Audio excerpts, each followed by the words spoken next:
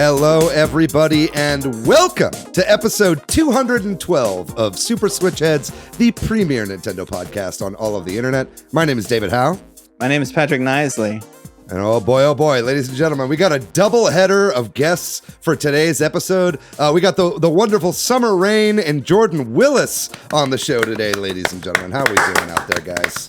Howdy. Pretty good. How y'all doing? Good. Glad to hear it. We have the both of you on, and hopefully we'll be seeing a lot more of you guys soon. But we got you guys on today to talk about kind of Summer Game Fest Part 1, I guess we can call it. Like about, the first 3 or so days of Summer Game Fest and all the big game announcements that have been happening in lieu of E3 has happened this weekend. Recording this episode a little bit early, so we may or may not have some stuff later in the episode on Capcom and Ubisoft showcases, but we're going to be breaking down a lot of what's been going on so far with Summer Game Fest, what we think about a lot of the announcements, and if, we think this is a serviceable E3 replacement for the main topic. And we also got lots of news and rumors to go over as well, including a Pikmin 4 story overview video. Patrick, that one's for you. There's been a really interesting breakdown of gaming demographics. And then there's some Nintendo rumors as well, including a Mario sequel and Legend of Zelda. We're going to be talking about all that and more on today's episode. But before we get into that, how we doing? How was everybody's past week? Are we doing good? Summer, you've been on twice in a row now. How are you doing? I know. I'm like, what did I do between now and last week? Yeah. I went to a Pride event last Friday night in a neighborhood that I really like here in Oklahoma City. Because I am who I am, I was looking at my Yunaka swimsuit. Because everybody in Fire Emblem Engage is canonically bisexual, right? Because you can be, right? Because male and female main character can be with everyone, right? So I was looking at my Yunaka swimsuit and was like, it's already half of the flag. So in an afternoon, because I am who I am, I made like a little cover up that was in like a good blue, like a blue tulle to tie around my waist to wear with that. And then I did like her face star in like the bi flag colors. And I was like, bye papaya. Hey, there you go. Happy Pride, gang. Yeah, so that's the most exciting thing that's happened between now and last week for me. How about pretty y'all? exciting. Yeah. Okay, I'm fine. I can't complain about anything, y'all. I'm busy and pulled in lots of directions, and that's my summer. Not you summer, but that is my summer. Right. Like the season. Yes. The season, yes. And it will end the at famous some point. season. Yeah. Yes. Yeah. It was cool hanging out with you the other day. Yes, it was wonderful to see last night. We hung out IRL. That was last night. Isn't that wild? Wow. Yeah. It's good times. A lot of playing video games. I'm sure we'll talk about some of them at the end of the show. Yeah. But there was also a good amount of just you watching me play Tears of the Kingdom. It was great, yo. I had a blast. Yeah. A good game to play and watch. It really watch being is. played. Yeah. As someone who's watched David play Tears of the Kingdom, it's entertaining. It's also interesting to see like people. Anyway, whatever. Anyway, No, 100%. I know what you were about to say, and I agree. like other people play it. Yeah. Because you're like, oh, you do that. Why aren't you I am jumping playing there? completely different. Oh, that's the worst part, right? Is everybody's got a backseat game though. No, but I tried to just listen to David. Well, so I did got be practice. Yeah. I also be like, it was really fun. Okay, we're just talking about this. Yeah. There was one time where he went into a area, and I was like, oh yeah, go do this, because he hadn't done it, and I've seen it done though with my son, and he kept being like, all right, is that it? Can I bounce out now? And I'm like, no, like keep going. And he would go to the next area and be like, wait, I forgot, I was supposed to go this way, right? I'm like, no, go the other way. Like that was the only frustrating part. I was like a little high, so I like wasn't reading anything anybody was saying to me. I was like, we just had a ton of dialogue about what you're supposed to do, and it's not that direct. Skip. yeah, basically. And Patrick was like, keep going, dude. Listen, as someone who's not under the influence typically playing, a lot of it just my eyes glaze over. Like I see red dialogue, and I'm like, I know I'm supposed to know what you're like. Remember what you're saying. Not going to. I'm just going to keep going that way. Yeah, for sure. What about you, Jordan? You have a good week? My week was brutal, but I picked up a short film gig, and it just was like some long hours, but it got done, and it was good to be working because the TV show I work on is in between seasons. So picking up little gigs here and there, but overall pretty good. Not a lot of time for anything else but work, unfortunately, but I'm glad to be here now, and I'm done with the gig. Yeah, that's good to Yeah. hear. Yeah, I mean, it's probably got a little bit of time with that writer's strike going on too before that show comes back, I'd imagine. Yeah, unfortunately. But enjoying the time off and keeping myself busy. Hell yeah, that sounds good. I guess maybe before we jump into stuff, just a little bit of a health update on my end. I don't want to get too morose, but I also want to be honest with everybody. I did receive not the best news after my surgery, unfortunately. I'm healing back up. Okay. I shaved my head. You can't see it right now, but I've decided to not have that on stream right now, but or on cam at the moment. But so recovery is going well, but they did find some stuff in one of my lymph nodes, unfortunately. So that's something that I'm going to have to be continually dealing with going forward, which is, obviously you kind of hope that the result is going to be it's all out and you're good. It doesn't seem like it's quite there yet. But, at the end of the day, taking it kind of one day at a time right now, I'm also not kind of letting that take up too much of my headspace at the moment. I'm kind of I've got a trip planned and stuff that I had planned for after recovery. I'm going to still do that for mental health and kind of keep pushing on. Right. But, definitely, keep me in your thoughts if you don't mind. Appreciate all the love. It's going to continue to be a challenge, but I think, it could be a lot worse. And it's nice hanging out with you the other day, Patrick. Yes. And doing the show is a huge relief and really nice to do. So I just appreciate all you guys and your interest in everything that's been going on. So thanks for letting me say that up top. So much love to you, David. I'm sure a lot of our audience too, but love you. Yeah, love for you, David. sure. We're here for and it. every thank you guys. And every week there's kind of something new to learn. So I'm got an appointment tomorrow, which is part of the reason that we're recording early. And but there's a lot of other great stuff going on too. Skull Island, the show that I edited with my brother with Powerhouse Animation. We have a IRL premiere for it tomorrow, so that's going to be a lot of fun to go to. And the show is premiering on the 22nd of this month. I definitely want to plug that up top.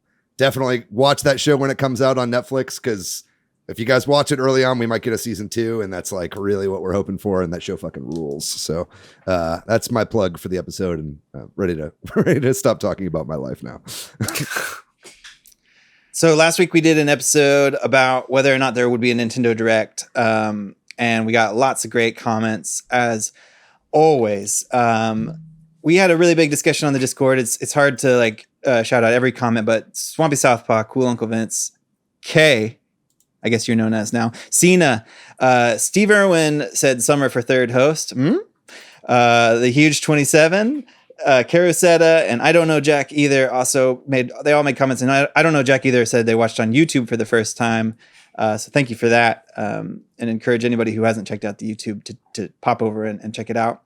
Yes, please. And speaking of YouTube, over on the YouTube, we got a few comments. Our friend Eric Shaw said they're glad they're not the only one who's been seeing wooden crates or cement blocks on the side of the road and thinking of Ultra Hand. Mm-hmm. A nice comment from Record about VR, AR. Stuff isn't going to take off until it's as easy as putting on a small pair of glasses or nothing at all. Yeah, if it's cumbersome, no one's going to want to wear it, or at least casual people, right? It's not going to break through. So I feel like we're about 10 years away from that tech being small enough to be feasible, And affordable. Yeah, and affordable. Yep. Mm-hmm. And then we also got a comment from Thomas Johnson. Thanks for commenting, Thomas. Some wishes or hopes for Nintendo announcements, including a Star Fox game for the Switch, which is actually something I thought about when we were kind of speculating, that's a franchise that feel could. It's apparently its 30th anniversary. I didn't know that. Yep. They want Super Mario Maker 3 or a new Mario Sports game and Kid Icarus, as well as Switch Sports Resort. All possible things. All that. Yeah. If you two want to be shouted out, then leave a comment somewhere, send us a note, and definitely remember to like and subscribe over on the YouTube. And with that, we got a lot of news, but a lot of it's going to be roped into the main topic. So we're going to talk about sort of the non-Summer Game Fest news. So this might actually be, ironically, a short news segment. Let's go.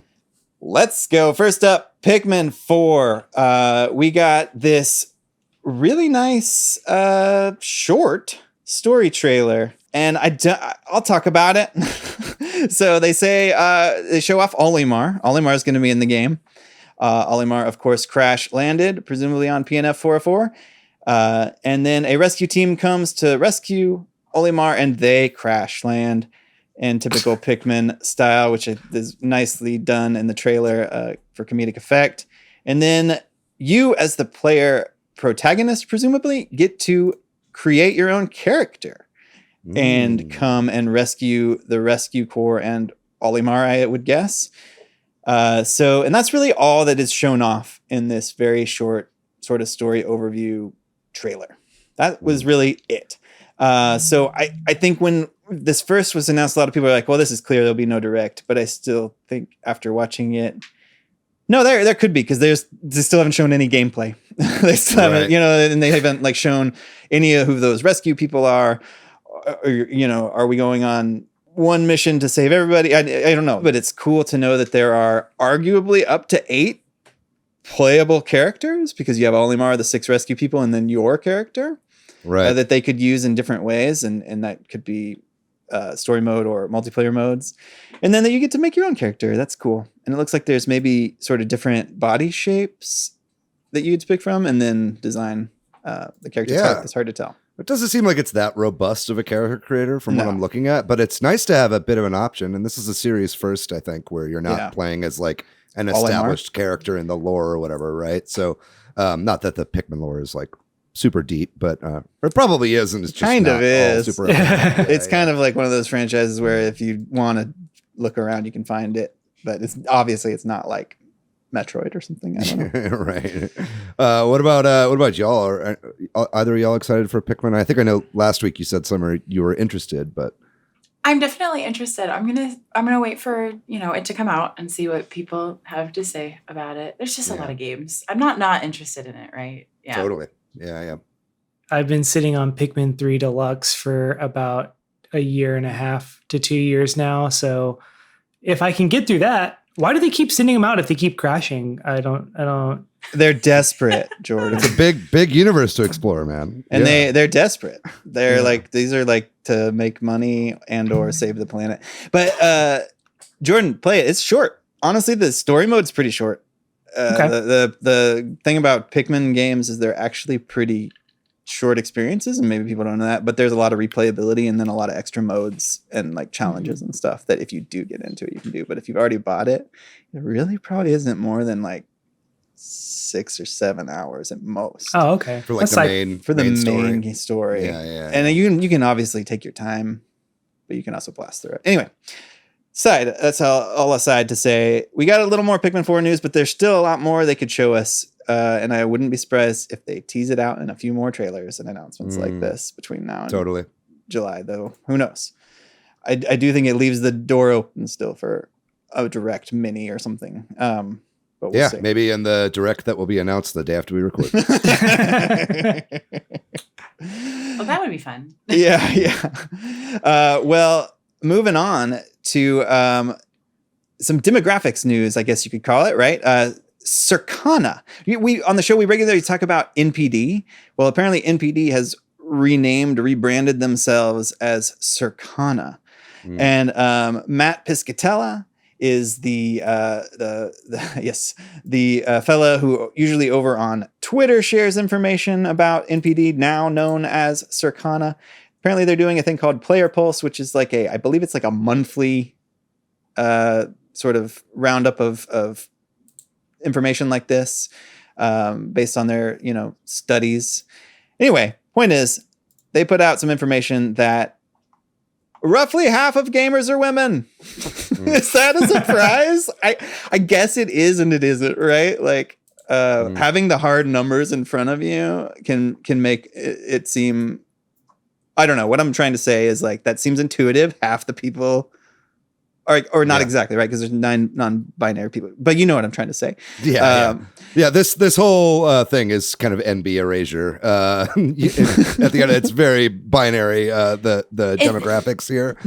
That though, like the fact that we're finally talking about how many gamers are women, Right. it also just shows you how behind the conversation is, right? Like, yes, obviously there are non-binary people that play video games, but if we can't even talk about the fact that women play video games first, which we're already, like, I'm going through this Twitter thread and I'm like, God, there are so many stupid ass blue check mark responses to this too, right? Because it brings Twitter them to the top. is ruined. Twitter is for the record. ruined. Yeah, by the blue check marks. Yeah.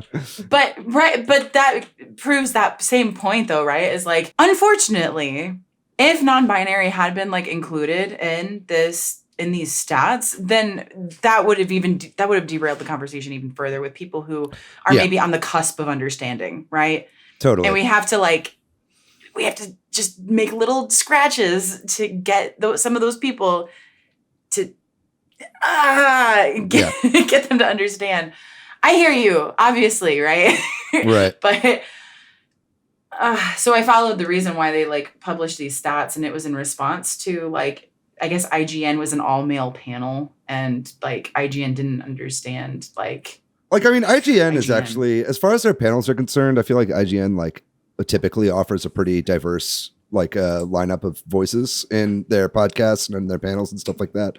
I know Summer Games Fest, The Verge, I think, wrote an article about how during like Summer Games Fest proper, like the live presentation that was at the YouTube theater and all that, like there's no female presence on stage whatsoever throughout the entire thing, right? Mm-hmm. And now, obviously, as Summer Game Fest has gone on, we saw a lot more diversity in voices throughout it. Like at Day of the Devs was very diverse and more representative of these stats, right?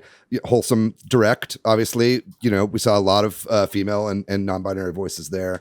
But it's like, it is still the media push is that it's like, bang, bang, shoot 'em up games. That's what video games are. And it's like, it's still this kind of like myth of like angry boys that like, are like, Mom, make me some fucking, pizza rolls. Like that's what gamers are, right? And it's like, it's become so diverse. Like, I mean, more specifically, you have on here like 52% of all Switch consoles are female owned.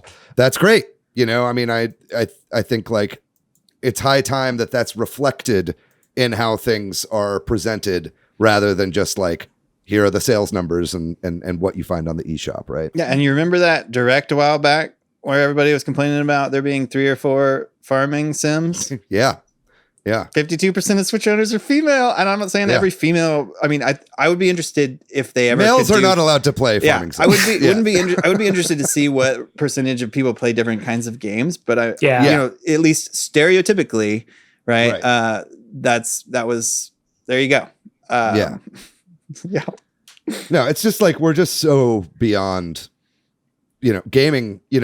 This generation of adults that are having kids now grew up with games, and it doesn't matter what gender you are, where you came from. It's like games media is like the dominant media in the world now. Pretty much, it's overtaken film massively, right? So the demographics are going to represent that as well. Anything else on this? I'm going to hold it until we get to the main topic because. Sorry, I'll just say it. There is that Fae Farm game. It's like too in browser Facebook for me. Like people are like, oh, look at this new farm game coming out. And I'm like, this isn't my farming game. This is a farm game for Facebook users. Sorry. For grandmas. You said farming games, and I know there were so many other things that I could have said about that, but my brain just like hooked onto it. And I was like, I gotta say this now. Yeah. Okay, we can move on. No, it's okay. During the Summer Games Fest presentation, it was funny because it was like it felt like the audience was like male dominated as well, like sure. or at least that's how it sounded like. And it was like, and then after Fae Farm, you could hear like this massive roar from the audience. Like, all right, guys, calm down. Like, your sarcasm is showing a little too strong. Yeah. And for that one to be like the farming game that was shown out of all of the farming games that could have been shown, right? So like, I'm annoyed because, right? I'm like, I'm a gamer. Fae Farm is not my farming game. There were about like 20 more farming sims in the Wholesome Direct. So yeah. Those, I'm sure. Mm-hmm. Moving on to the Legend of Zelda film adaptation rumor. This has already been discussed, right? Apparently, what's the guy's name? Is Jeff Jeff Snyder. Yeah. Jeff Snyder was on a podcast and shared that he's been told that Universal is closing a big deal with Nintendo for a film for the Legend of Zelda, and in particular that it would be like the next big Illumination Nintendo franchise. And also he said that it will be a very big deal, like in terms of money. Yeah. Like a lot of probably Universal paying a lot to get it. But I mean, it should be. The profits they've made from Super Mario Brothers have got to be massive, right? So they should definitely funnel a lot of that back into production. David, are you going to be working on this, or what's going on? Yeah, I'm directing it. I need to dig up those tweets that I tweeted and people actually like believed me. Yeah. When I tweeted about that. I have quit my job and I now am the CEO of Illumination. And we're going very serious with it. Sorry. With only a couple minions. Step aside, Meledandre. I was just about to say, Yeah, no, he still has a job at Illumination, but we don't talk about what it is. But anyway, that's a joke. I mean, this is, I don't think anybody wanted this, right? I think we all wanted a Legend of Zelda movie, and we all knew it was inevitable. I don't think anybody wanted Illumination to do it, right? Now, does this mean they're going to totally fuck it up? No. I mean, Illumination could make a more serious film. They just have never done that. Okay. My thought was, if the people who worked on Sing work on The Legend of Zelda, because I do not like the Minions stuff. Yeah. But I loved the Sing movies, especially the first one. Like the first one was actually very like, the plot was good. It was emotionally intelligent. So are you saying you want Legend of Zelda movie to be a musical? Is that what you're saying? I mean, you've heard the music. Yeah, that's true. I was already disappointed there wasn't more music in, right? Like the music the way we wanted it, right? In the Mario movie. I'm an Illumination apologist. I think it's fine.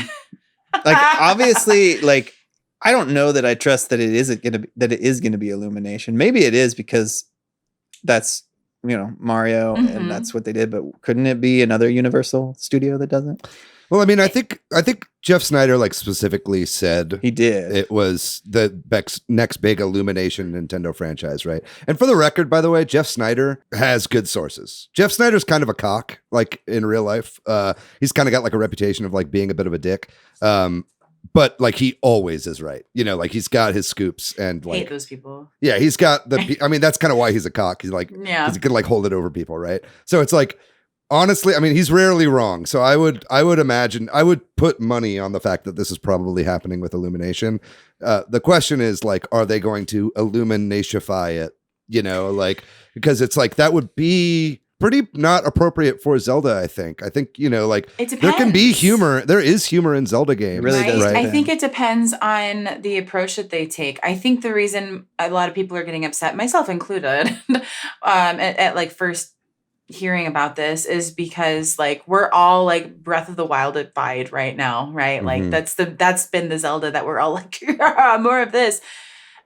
But there have been plenty of Zelda titles that aren't that and have a more cutesy look to them, even though they do still like explore other themes, which is why I'm saying if the people who work on Sing on it worked on it, right? That they could still handle those kinds of things. My hope, I just want to throw this out there, is that I hope that they take an approach kind of like the Mario movie where it is just like another iteration of a universe of like Legend of Zelda, because that's how Legend of Zelda works, as opposed to trying to take one of the games and like turning it into a movie. Like I would love it if they just like made a new... God, I mean, if they just rebooted the CD-ROM, no, I'm kidding. The CDI games? CDI, excuse me. Yeah. You do not need a Wand of Gamelon movie. Smoochin' time. They would Illumination would so bring in Smoochin' time into their Legend of Zelda movie. I think we're all worried it's going to be like, excuse me, princess. And like, you know what I mean? And it's like, we're past that, right? Are we? What do you think about this, Jordan? What's your feeling on this? As long as they bring back the dog from the Mario movie, I'm all in 100%. See, I have mixed feelings about that because they totally made that dog a villain, and I'm not saying that. There would have to be a chain chomp in this one. Yeah. Ooh, yeah. There you go. I don't know. Hopefully they could do something a little bit more serious, because I would want it to be more serious tone, but it's going to be what it's going to be, whether we want whatever we think. So I'm just going to Yeah. let it happen and wash over me and wait That's till true. it's for real. I don't want to belabor this too much, but I think Tears of the Kingdom is so big that, and there's a lot of humor in Tears of the Kingdom. I Yeah, mean, and there's a lot of humor in all the Zelda ridiculousness in it Yeah, too. yeah. And I think I would be surprised if it doesn't get influenced by this is the big Zelda game. This is the Zelda game right now, but maybe it won't. I don't know. I just hope they didn't like look at the Mario movie and saw that it was a hodgepodge of references and just like member berries, which don't get me wrong, I loved. I thought it was great and I thought it worked great for Mario. But like Zelda is so much more story focused. It's so much more serious. You know, it deals with more serious themes, you know. So I hope that the takeaway isn't Mario movie successful, do the exact same thing with Zelda, right? Because that's not going to work. Right. And I think also something I've been seeing on Twitter that I just want to call out that I think is not the right takeaway from this is that animation is not the move. You know, I've seen a lot of people be like, oh, you're going to waste Zelda on an animated movie. Like it needs to be live action. Like I think live action could work for Zelda, to be honest. But I think like also like you could do a good animated Zelda. I and just you should, saw- I think, do a good animated Zelda. Yeah. I just saw the new Spider-Man today. I'm so tired of this whole like, oh, wasted on animation. Like, shut the fuck up. Shut the fuck up. Animation is we are over this. Yeah, it's I a know. medium, not a genre. Right? And I also think it's a Mhm. stronger choice for fantasy worlds. You can do so or it much can more with be it. a Much more. stronger In my choice. opinion, you can do more with animation. Right. Yeah. Make it feel more cogent and kind of coherent as a single piece of media, right? Yeah. So we'll see what happens. I mean, you know, you gotta think, dude, with the amount of work and love that Nintendo put into Mario and how Mhm. hands-on Miyamoto was with Mario, that Nintendo doesn't want to fuck up. It's not like they want to fuck up Zelda. You know what I mean? Like I think they want to get it right. You know, so I'm putting some trust into that right now. But yeah, we'll just have to see how this turns out. And when they announce cast and stuff, I think we'll have a better idea. So maybe some of what the tone will be.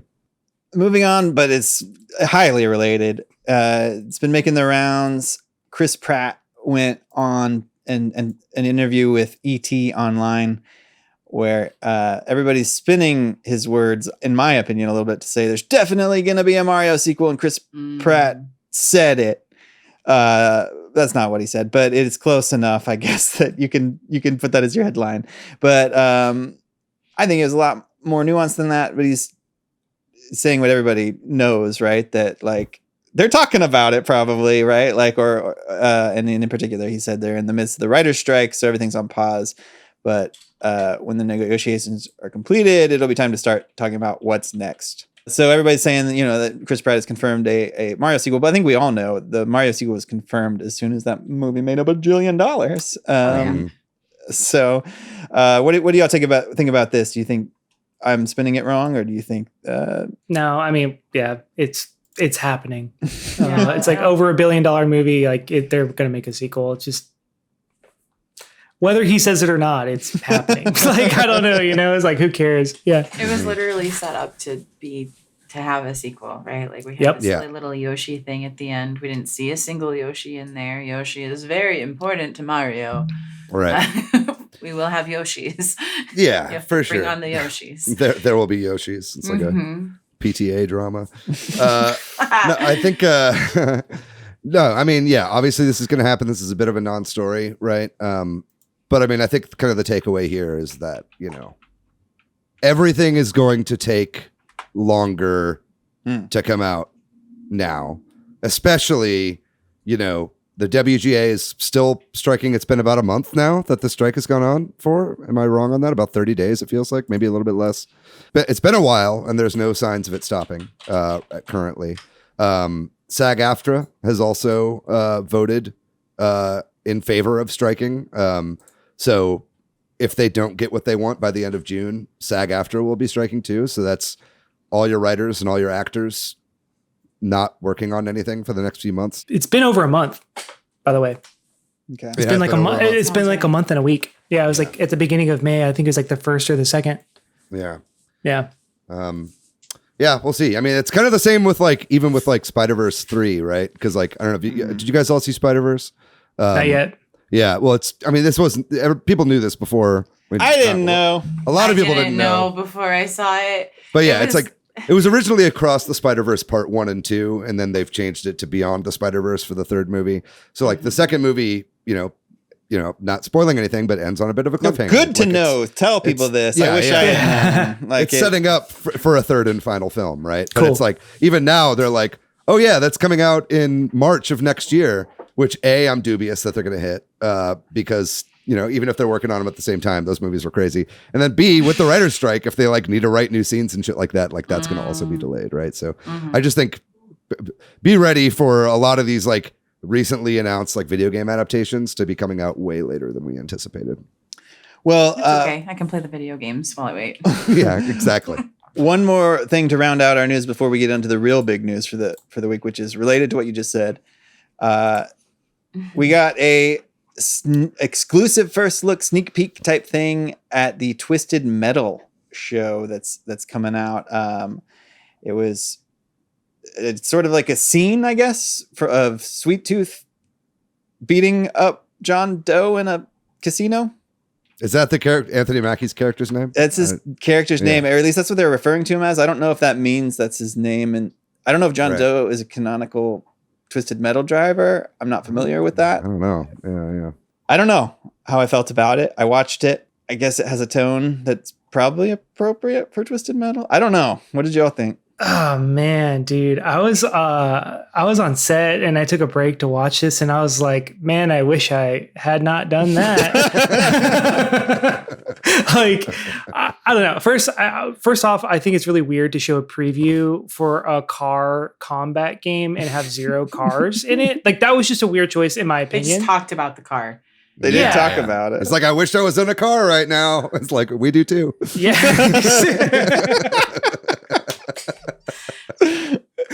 And something about like, because Samoa Joe, is that the wrestler who's playing Sweet Tooth? And then He plays Will the Arnett's- body of Sweet Tooth. Yeah. and then Will Will Arnett's doing the voice. Something about Correct. that, it didn't quite work for me. Samoa personally. Joe's like got a great personality and voice all on his own too. It's like, I Yes.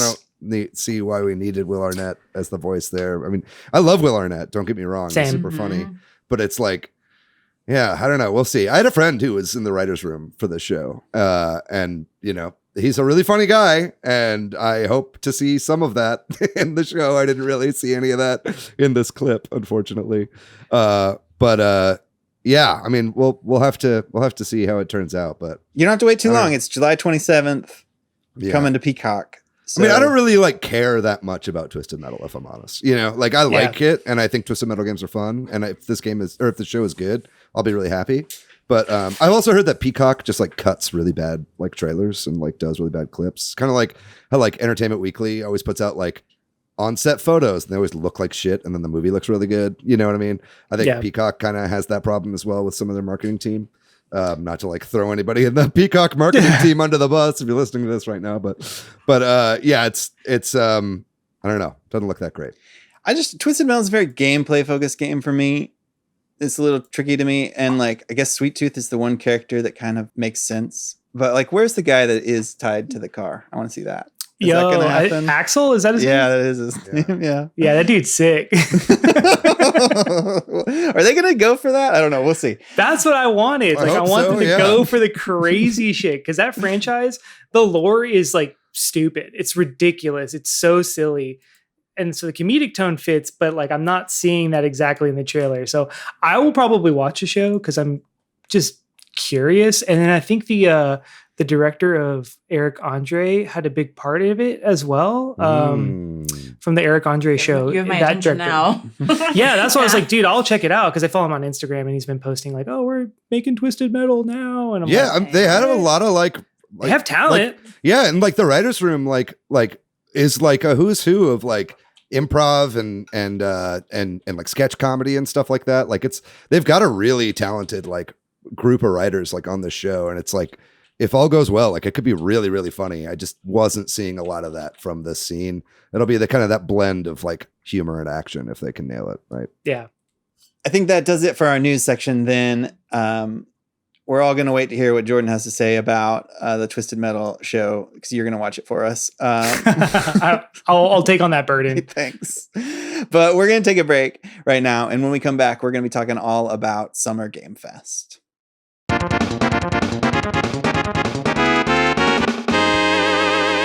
All right, we are back, and this week we're talking about Summer Game Fest. Like David said at the top, is this the replacement for E3? Did it live up to it?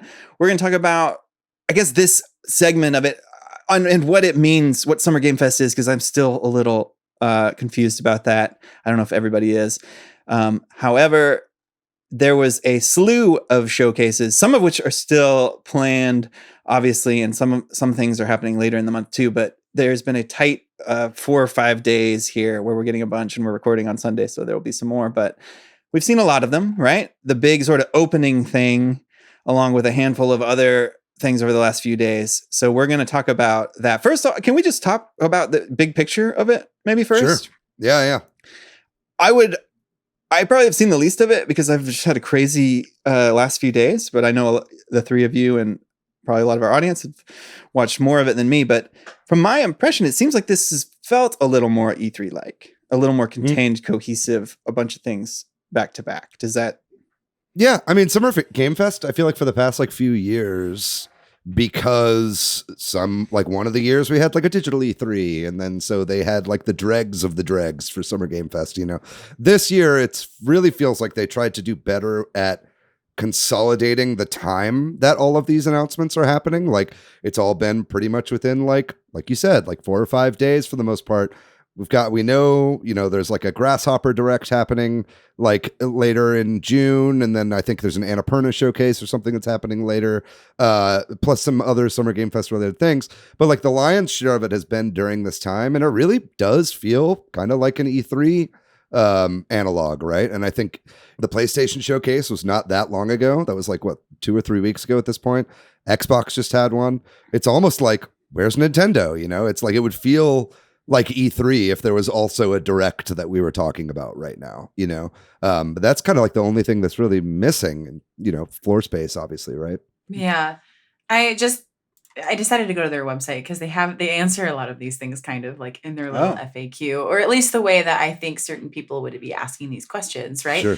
Because there is straight up a part of their FAQ that says, was SGF created to replace E3? Right. And it says now in its 4th year, right? We've got to show that this technically isn't yeah, SGF is not a trade show, but an entirely new concept, a digital cross-industry festival accessible to fans around the world. So yeah, that is the main thing. There's another FAQ that asks, can I attend SGF in person?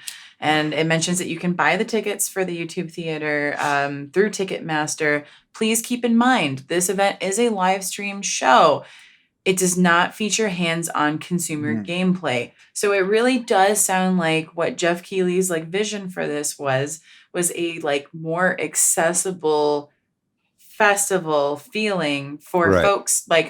So the way that someone like me understands E3, yeah, it totally feels like E3 because that's all E3 ever was to me, was somebody who tuned in and got to see all of the game previews. Right. I was never able to attend an E3. So that's all it was to me, was getting to watch it. So yeah, of course, this totally feels like E3 to me. But I know it wasn't that long ago that y'all had a guest on that talked about what E3 used to be. Right. And it's never going to be that again. And I don't know that there are a lot of events that are even that aren't other kinds of products that aren't actually game industry, So yeah. To me, yeah, it's totally E3. I just, where's Nintendo? Exactly. Right. Yeah, I think for the record, I think Keighley wants it to be in person. I mean, there is. Oh, you think? There is a Summer Game Fest days, or I don't know what they call it, but there used to be Day of the Devs. I saw that during their presentation that Day of the Devs used to be an in-person festival. Well, yeah, I mean that used to be in San Francisco, right? That was kind of its own thing for a while. But I mean, there is this past few days, there was an in-person, at least a little bit of a thing for journalists just to like I know people have been playing like Sonic Superstars there, really? and a couple of the other games have had some hands-on things. So like they've been flying some people out, but it's not like this is a big thing with a shit ton of press badges and you apply. I think they've been reaching out specifically to certain platforms in order to get some hands-on time with some of the games. Now I think hopefully that expands, you know, if E3 is actually gone, you know, I think this could be a good replacement for E3. And as far as I'm concerned, this is the best Summer Games Fest so far. You know what I mean? It's, you know, it still hasn't been amazing, but it's like, you know, if you rope in the major platforms like showcases and directs and stuff like that, it's pretty fucking robust, right? So, you know, like you were saying, Summer, it's like for most people, this is pretty much the same shit that they'd be getting from an E3 anyway.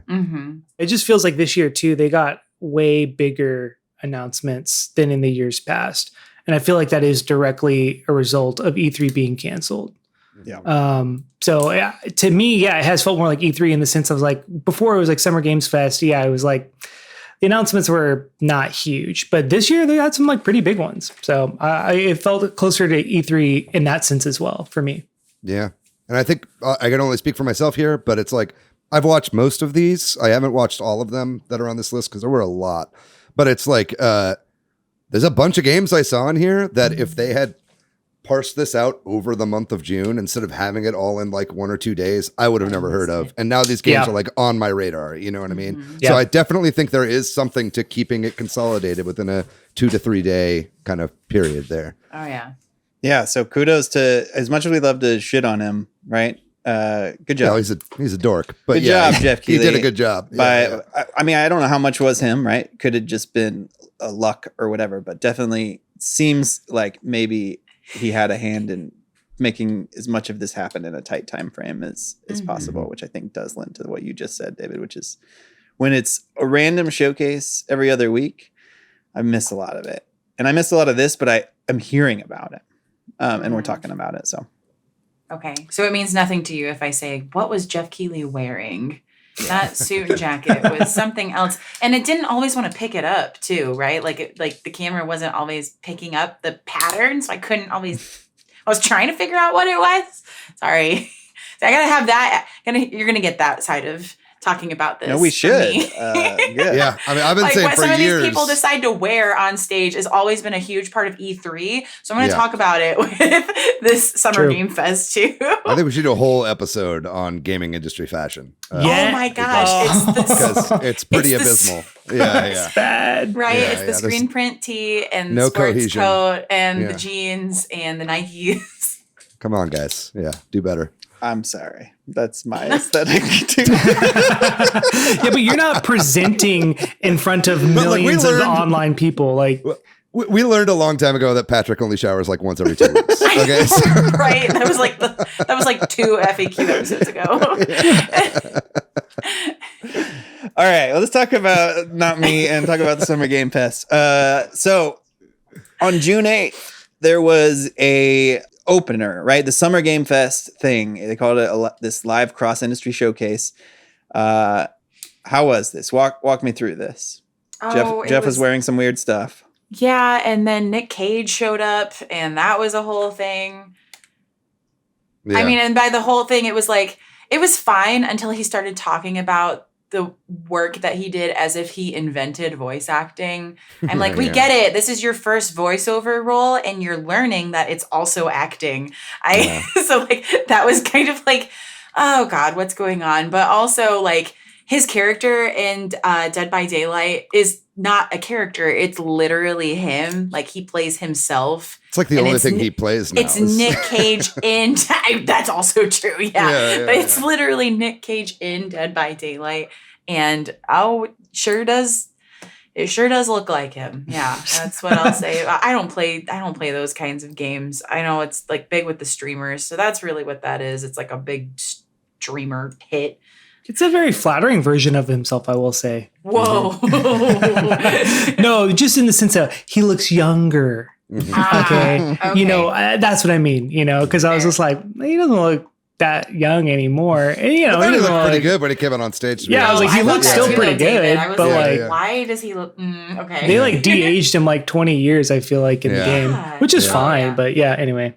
Well, it's going to be a preservation of him for the rest of time, right? It's weird. It's as weird well. that they like treated this like it was an announcement. I think they actually announced this like 3 weeks ago. Well, they announced it, but they didn't like show anything. Okay, right. So it was just like an announcement of like, this is happening, but yeah. I did hear that criticism of this showcase, that there was a lot of information presented that wasn't brand new, but was maybe expounding on, but which I don't think is necessarily a bad thing. But did y'all? I don't either. But I also think like it's such a big meme at this point with Jeff Keighley and world premiere and right. I do think there was some information and trailers that were presented that were technically world premieres just because they hadn't been shown before, right? Like at first I'm skipping ahead here. Like Baldur's Gate 3, I didn't know that I was going to be like necessarily super excited by it, but then I saw the scrunkly emo politician and I was like, oh no, I'm so glad they're showing this. Yeah.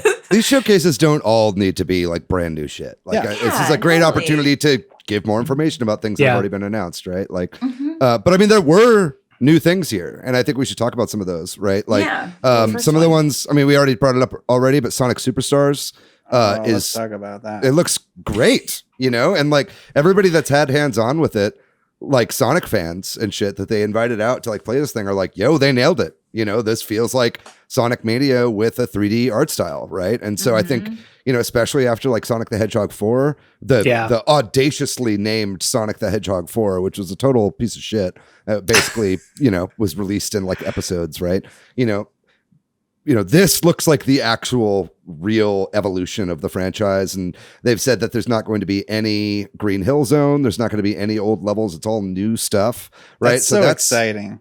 Yeah, it's exciting alone, to no see Green this. Hills. Yeah. And it looks good. It like pops and like, you know, it's got an animated opening. And it's, you know, it just has a lot of style to it, right?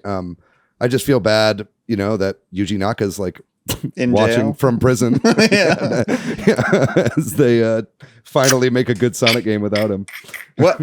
Yeah, I think also it just gives me like new Super Mario Bros. Vibes in a good way. In a good way. Yes. Like I know now. I thought the same thing. Now we're tired maybe of it because it's been around for as long as it has, but this is like a fresh and that sort of same modernization that because I remember when the first new Super Mario Bros. Game came out that I played, I was like, this is cool, you know, and this feels that way in the multiplayer aspect. Right. Sure I said the same thing when we were watching it live. That we can play this like the way we play Mario. Yeah, it feels weird though. It's like Sonic is so fast. I don't know how you'd have 4 people on screen keeping up. Yeah, that's why I was like, I don't know. Like now that I that's how I read it. Yeah, because that's what I said. They had the split screen, right? Like in Mania, that's not fun. Right. It's like you can't see the screen and you're not playing with your friend. So I'd be curious how that. It is nice they just put Amy as the main character though. That was cool. Yes. Yeah. And there's kind of a space for like a 5th character as well, both in like the opening cinematic and in like the title screen and stuff like that. So I think in addition to like Knuckles, Tails, Amy, and Sonic, we'll probably have another playable character as well. Who do you think is going to be Shadow? I bet it'll be someone new, to be honest. They brought back the like main character designer of the game to design like a new enemy and probably I think is it the new enemy that's hiding in there's like a little character that's hiding in the trailer. Yeah, that's not a new enemy. That's I forget his name. It's like Trick or something like that, but he's from Sonic Triple Trouble originally, and he was in Sonic Mania as well. Okay, but yeah, they've already said like he's teaming up with Robotnik to like be the bad guy. Yeah. What else? Should we talk about the other 2D reboot kind of thing?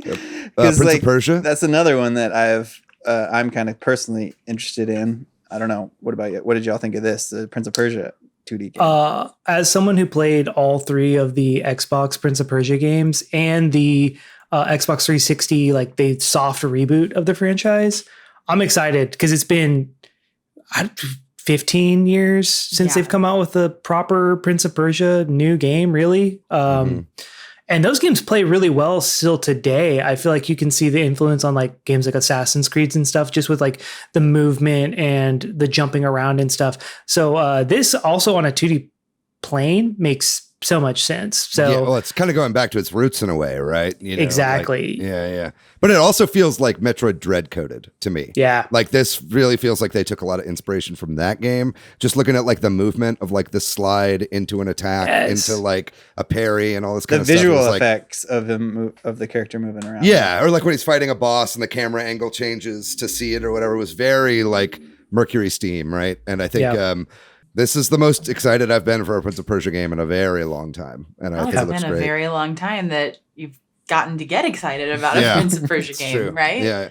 This is the most excited I've been since Jake Gyllenhaal was cast as the Prince of Persia himself.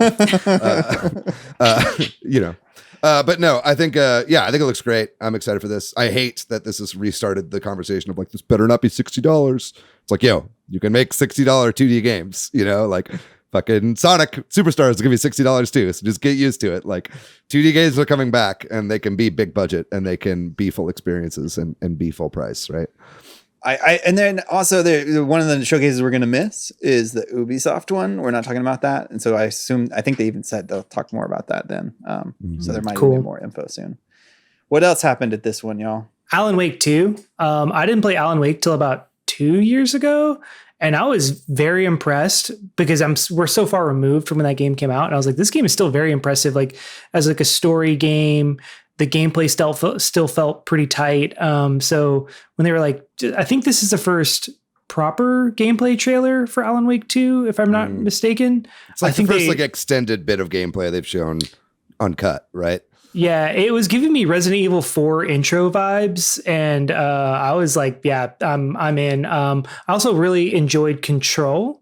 So, I'm curious to see what they bring next. If it's going to be more of like a linear story game or if it's going to be slightly more open.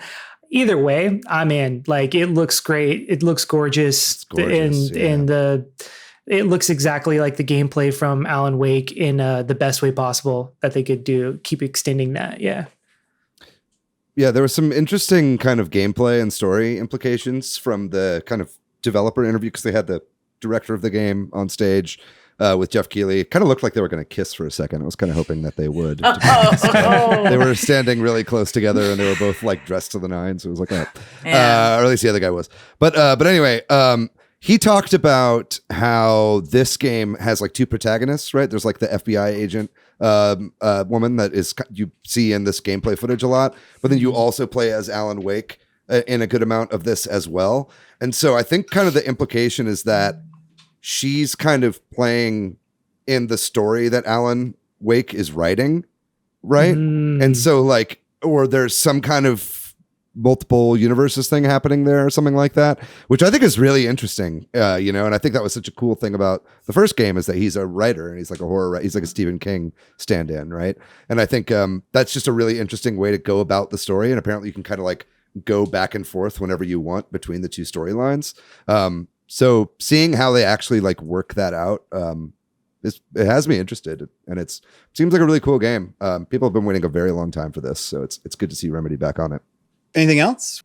The entire time they were talking about Final Fantasy VII Ever Crisis, that entire trailer felt like a joke to me. Yeah. And I think that was the point. But at the same time, I'm like, I don't know how much more of this I can take. Like as soon as the screen went black and there was just text that said, "We still don't know Sephiroth," I was like, fuck, we don't. Are you fucking shitting me? It's been 20 goddamn years. I know Sephiroth just fine. Okay. And then like seeing him like whip out his smartphone. Sorry, I made this joke on several. That was just a perfect screenshot for me to like make several jokes about when he like answers the cell phone, or he's got his cell phone, his smartphone, and he's like, "Please pick up." And I'm like, no, I did not need to see Sephiroth on his smartphone saying, "Please pick up." But I also did, because now I have, that's a very now good you have a meme reusable, template. Yeah. Right. It's a very good reusable meme template for me now. And just like, I do love getting to see characters in all different kinds of outfits. Like that's very up my alley. I might have signed up for this still just because part of the problem. I know I'm part of the problem. I know. If it's just like silly, goofy, like they're all, I don't know. It Just felt put like it on Switch. I just don't know why it's not on Switch. It's like, you fucking Final Fantasy 15 mobile is on Switch. Well, how many years ago was it that they had? Yeah, exactly. When people groaned about another mobile game, and one of the like Square Enix execs like literally holds his phone up and he goes, "Don't you guys have phones?" Yeah, like Diablo. Yeah, but that was a little annoying. I don't think anybody really cared about that. You have on here also Pal World. I think both of y'all so were put off by Pal World. I apparently our Discord specifically, I'm calling out Emma for this, told me that it's not an unpopular opinion, but I still like seeing people online makes me feel like it's an unpopular opinion. I don't like Pal World because I like Pokemon because it is a very specific curated like branding that they do. Like you don't think they've needed AK-47s in Pokemon this whole time? Well, some people are like, oh, I want a grittier Pokemon, or I want to see like more like gore or whatever. And I like Pokemon because it's not that. Yeah. And like, say what you will about that. I think there's plenty of other things out there that you can already. I'm sure Pal World will be great for some people. I'm personally hoping it just kind of fucking flops. Yeah. Like, not that Pokemon doesn't need competitors, because like I do believe in competition. Sorry, Jordan, go ahead. Oh no, I was just like, to me, I was like, there are other Pokemon clones already that are pretty good.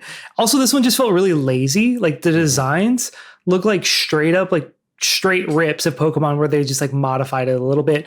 It looks like an Unreal Engine tech demo or something. Yeah. And then also all the guns look like they just like downloaded a pack of guns and then added it into the game. It's like assets. And I'm like, they couldn't even design the guns to fit the world. Like, I don't know. So much about this game just feels lazy. Like, it makes me want to actually maybe look into like who's bankrolling it, because I remember when this first came out being like thinking, oh, this is just something I'm going to have to see for this moment in time and I'm never going to have to think about it again. So now that we're talking about it, I'm like, I'm shocked that I saw it on the stage at this festival.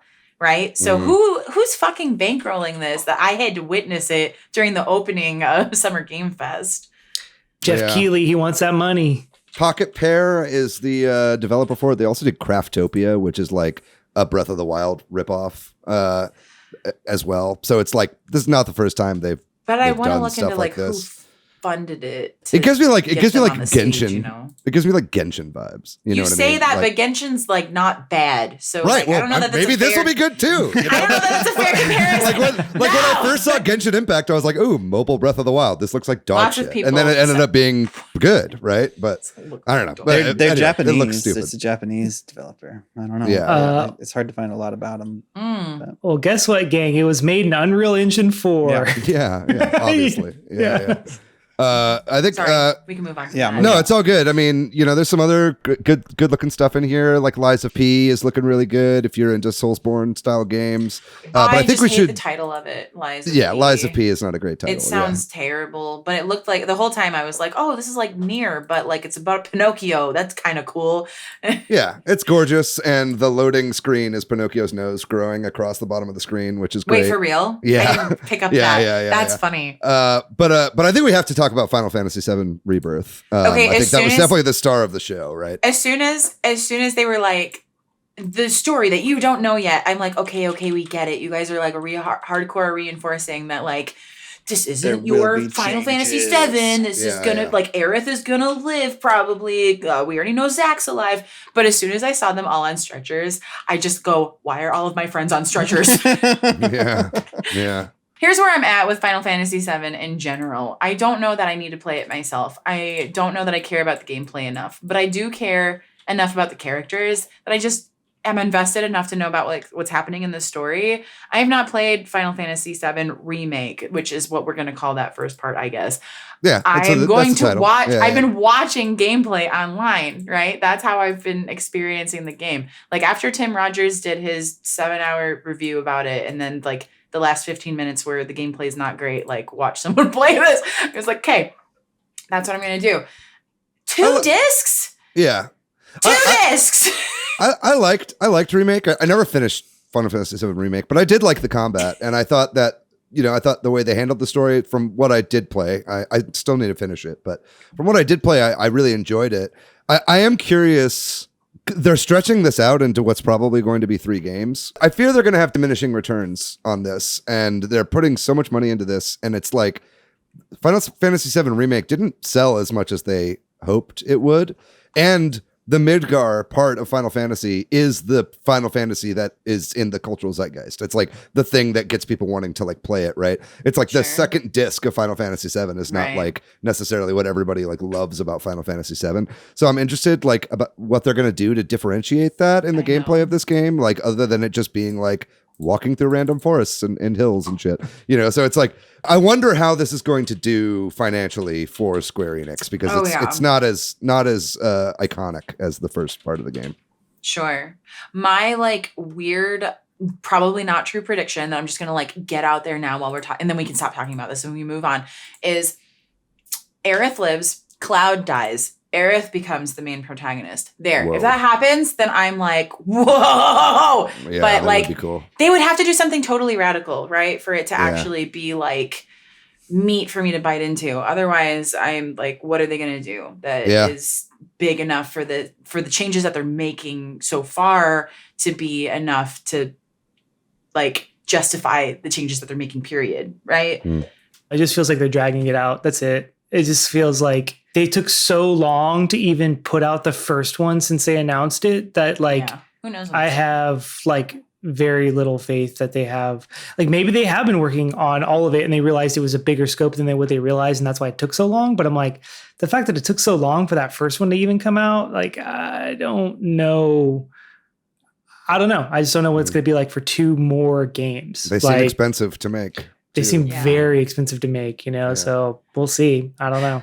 Knowing that Nomura is the one, I'm sorry, I said I was going to shut up, but knowing that Nomura is the one that's working on this, and he's, he's notoriously why like Kingdom Hearts 3 took so long, like 10 years, right? Like, yeah. Exactly. Like, God, no. And for what payoff too, right? So I'm just like, oh God. What were y'all's thoughts on the overall Summer Game Fest like live presentation that they did? To me, it felt kind of like the weakest part of Summer Game Fest so far. Like, I think a lot of the other presentations had more interesting games, at least for me. But how did it feel to you as far as like a presentation? Tight. It was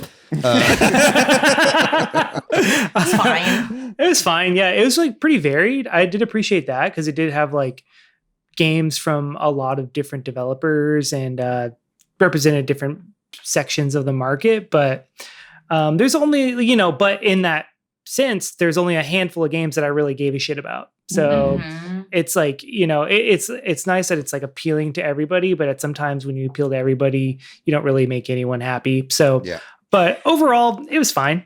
Yeah. I find myself like, I feel similarly, right? And a lot of the times at these presentations, I feel like a lot of the games start to look the same, right? It's like, oh, it's another medieval game, and it looks like all the other ones. Or it's another space game, and it looks like all the other space games. Or it's another shooter game. Not a lot of that, but like definitely like the medieval and space in this one. But I'm also like, but that happens to me during almost every kind of presentation. So I'm like, am I the problem? Is it me? Nope. No, there were. I mean, right? Like there were. But then there was the one game that was supposed to appeal to me, and I was like, this is not my farming game. Why is this? This is not representative of who I am as a gamer. Why is this here? Like you said, David, there were other more interesting things in other presentations for sure. Well, let's hit those. There's a number of them, and I don't know that we can walk through all of them as carefully or that we want to. So maybe we can lump some of them together. That same day, there was the Day of the Devs and the Devolver Showcase. Mm-hmm. How were those? There's a lot more, obviously, indie games in this. I thought Day of the Devs was a lot better paced and had a lot more intentionality behind it in a way that felt like a much better showcase overall. We had a lot of words from the developers, a lot of, them kind of giving their elevator pitch for the game and then showing off footage. And I thought there was some really great looking gems in here. I loved, we got to see Hyper Light Breaker, actual like gameplay of it now, which is obviously the 3D Hyper Light Drifter sequel. And this game is, I don't know that I've ever played one of these or that one exists, but it's an open world roguelike. So basically, they described it as Breath of the Wild Hades, and that's all they needed to say. Exactly. Yeah, for me. It looks gorgeous. It's got what looks like to be some amazing combat, and it's a huge open world that is procedurally generated every time you play. So it's like for every run you do. So it seems like, you know, I think one that's kind of been a little bit similar was like maybe like Risk of Rain 2, but even that had more like stages, right? Yeah. This is like everything's interconnected in a really cool way. So yeah, that's looking great. I'm excited for that. I was really blown away by the Viewfinder gameplay demo that they showed. Did you guys have a chance to check out Viewfinder? It reminded me of like what's Superliminal, kind of like that kind of vibe. And also, I just love Polaroids and Polaroids aesthetic. Behind me, I have about 2,000 Polaroids I've taken. So like, I was like, oh, this is sick. Just cool. Like hold it up. Yeah. Yeah. It was really cool. The like way I like that all the photos are like black and white, and that's kind of how you can tell what the new realm you've created is that you can like walk into or whatever. Give me a little bit of Gorogoa vibes too. Like totally. Yeah. Like perspective shifting kind of gameplay. Right. I wrote down a couple others here. We don't have to show all of them necessarily, but Henry Halfhead looks super fun. It's kind of like if the main character of a game was Cappy from Super Mario Odyssey, and you just kind of like became everything in your house as you're doing like everyday chores. Like you become the door to open the door. You become the toast to make the toast pop out of the toaster and all that kind of stuff. And so that seemed really fun. Cocoon is by the creator of Limbo and Inside, and it's like a top-down 3D puzzle game that looks really fucking gorgeous, and the gameplay, like that's a day one for me. Like I'm really, really pumped for that game. Just the aesthetics and the way the puzzles are laid out, I was really impressed by. But I think the one that kind of took me off guard that I wasn't expecting or hadn't heard of before, and this was actually in a couple presentations. I think this was also in the Wholesome Direct, but Mars First Logistics. I think it looks pretty remarkable. It's like basically if the building in Tears of the Kingdom was like the whole game, you know, and it's basically you've got a goal of getting this thing over here, and you have to like build some sort of rover or whatever with all these different modules that you can find on Mars in order to get that done. And it doesn't matter how you do it as long as you do it, right? And it seems very much like now that I've been playing Tears of the Kingdom and I've been getting into a lot of that more like creative element of that game, like this seems to take that just to the next level. But it's kind of like the whole focus of the game, right? In like an open world Mars where this takes place. And I don't know, that one was really surprising to me. And I was really impressed by what I saw from that game. It looks like, I can't remember the name of the toy, but there's a toy when I was a kid that had that sort of those same little square blocks. I was like Constructs or something like that. I don't know if that's like the right Connects. One. Yeah, maybe Connects. But it definitely looks like all the stuff's inspired by that, right? Like these little modular blocks you can put together to build stuff. Yeah. Yeah, it seems like it's got a sense of humor, and a lot of like the game is going to be like the emergent like fuck ups that you do, and like kind of a lot of like memeable moments of like things gone awry. You know, if it takes off, you know, is a different question, but right. Yeah, I thought that game looked really great. But what were some of the takeaways you guys had from Day of the Devs? Well, the very first one that was shown was Beastie Ball, which I was still coming off of my annoyance of Pal World. So getting to listen to them talk about Beastie Ball and how much love and care they put into these creatures and the relationships that they build with each other and with you. And like, I don't care about sports typically, but the way that they talked about how they will behave, like it almost felt like sports anime-ish to me, the way that they were talking about like, the relationships that they build off of the field will reflect in how they participate. And I was like, wait, I love them already. They're all my babies. Yeah. It's basically just like volleyball, right? Like, yeah. And then then I started to hear like riffs in the background music that sounded like Celeste. And then I saw one of the Celeste devs and I was like, okay, there it is. It's Lena Raine, right? The composer for it. Yeah. Yeah. Yeah, great musician. This one looks really cool. It's actually also like currently in Kickstarter. Like there's a Kickstarter Oh, currently okay. running with like 28 days left. So Hell if this yeah. game looks interesting to you, definitely check out that Kickstarter Ooh, because pulling it's it up. currently under its goal. Weird. I liked Simpler Times because it reminded me of Unpacking, which was like a surprise hit for me. I really enjoyed the zen of Unpacking, and Simpler Times, like it's trying to tap into that as well. Like just talking about, it's like the story is someone's moving out of their childhood home and they're going through all the things of when they were from when they were a child, and just like that sense of nostalgia is like really nice, and it's really popular in the zeitgeist right now. But I eat it up. I'm like, we'll probably play that game probably when it comes out. I don't know. Just Unpacking was a surprise hit for me. I didn't expect to enjoy it that much, and this looks in that same vein. The developers are also from Transylvania, which I guess is a real country. And not You just didn't know a that? fictional place where Dracula lives. What? I knew that. I'm just joking. What? I don't know that you're joking. I was making a joke, guys. Come on. He's doing a bit. Yeah. Are you doing a bit? I can't tell. I can't tell. Okay. I also liked Haunty. That looked cool to me because, like, just first of all, the aesthetic is like super cool. It's like mostly like 2-color line drawing kind of aesthetic, but just the puzzles, the way that the puzzles were like laid out, I'm like, that's the puzzles that give me the highest dopamine rush. And it also has a conceit of like you're a ghost and you're possessing objects or people to solve the puzzles.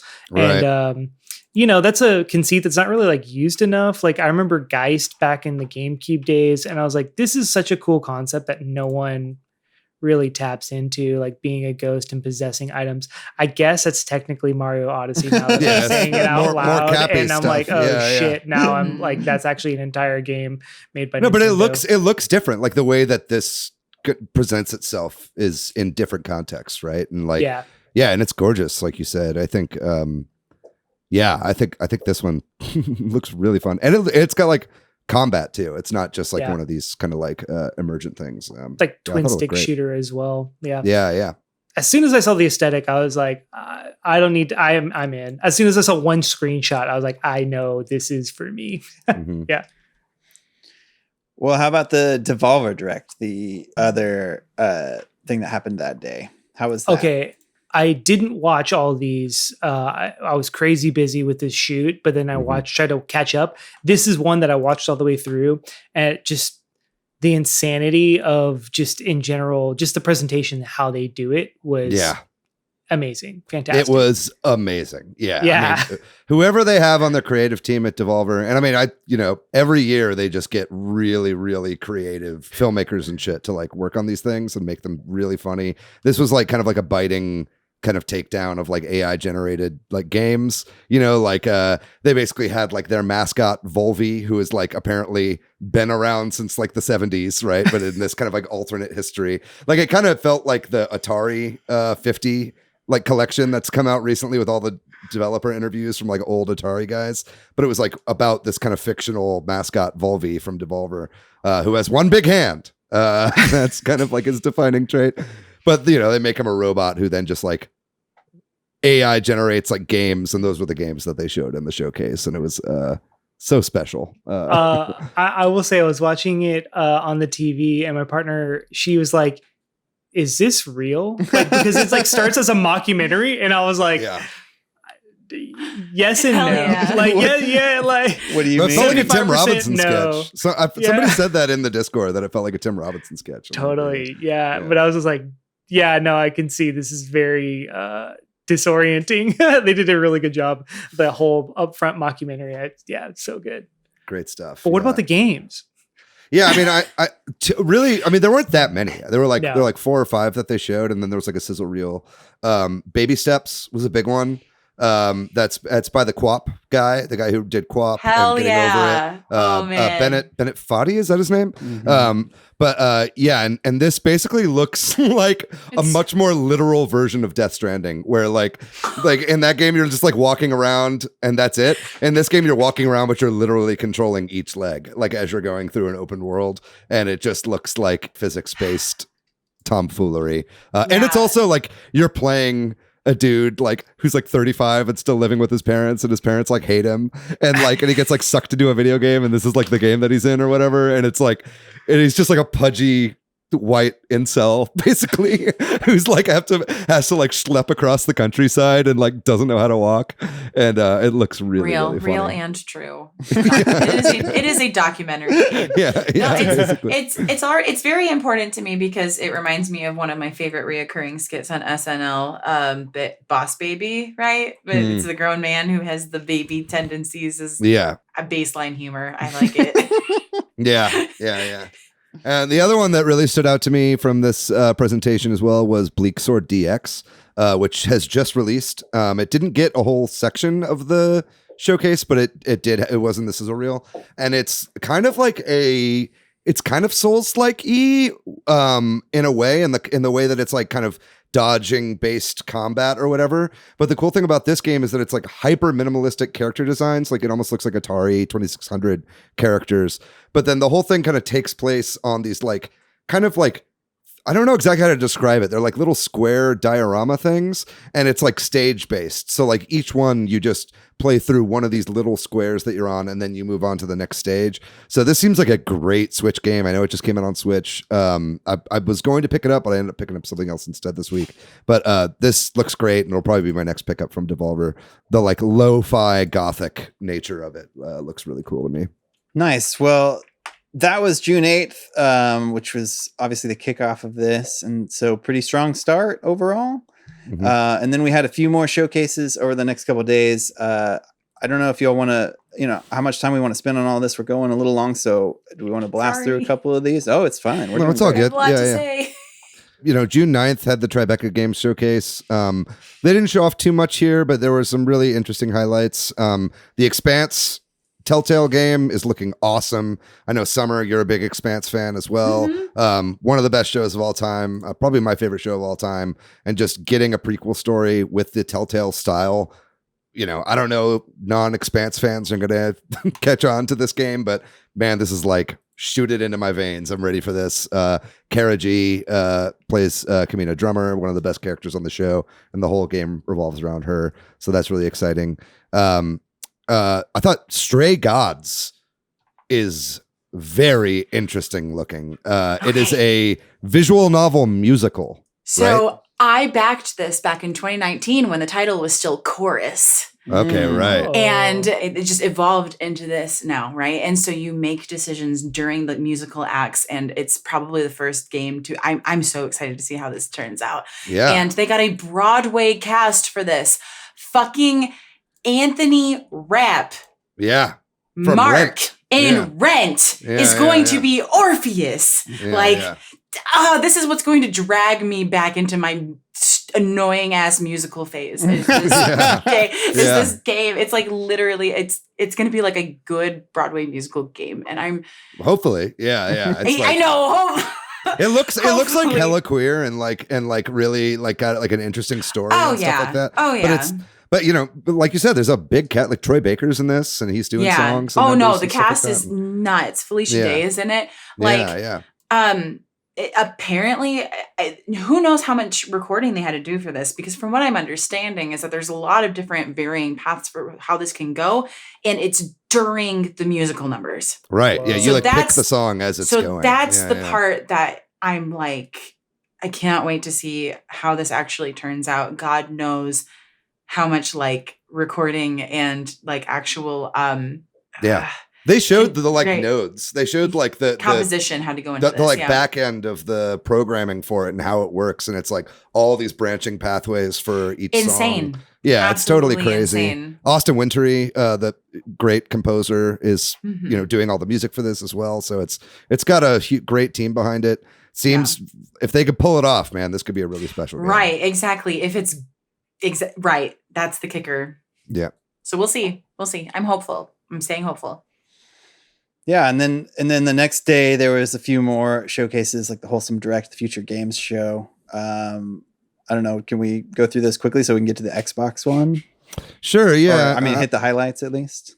Yeah, there's a ton of good looking stuff in the Wholesome Direct. We don't have to go through everything that we wrote here. A couple I want to shout out. Little Nemo and the Guardians of Slumberland is, that's a classic NES game, Little Nemo from back in the day. This new one has this beautiful 2D art style, but it looks like it retains that NES style gameplay. Man, I remember that game. Yeah, right. I mean, it was like a cartoon as well, I think. It was like a children's book, maybe. But yeah, I mean, Little Nemo is looking really, really good. Everdeep Aurora really stood out to me as something that looks like a non-violent version of like Gato Roboto, kind of that like lo-fi, like kind of square, like Metroidvania style thing. I thought that looked really cool. Surmount is like a mountain climbing game that looks like it uses DK King of Swing mechanics. If you guys ever played Donkey Kong King of Swing for the Game Boy Advance, it looks to be basically like a spiritual successor to that game, which I never thought I would see in a presentation in 2023.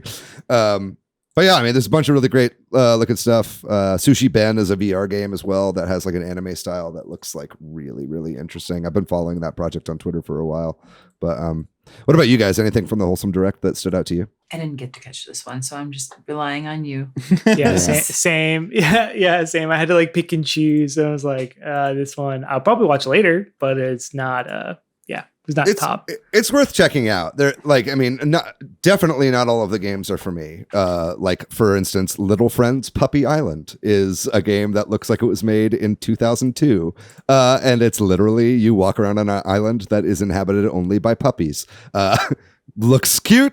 A lot of people are going to enjoy that. Not for me. Right.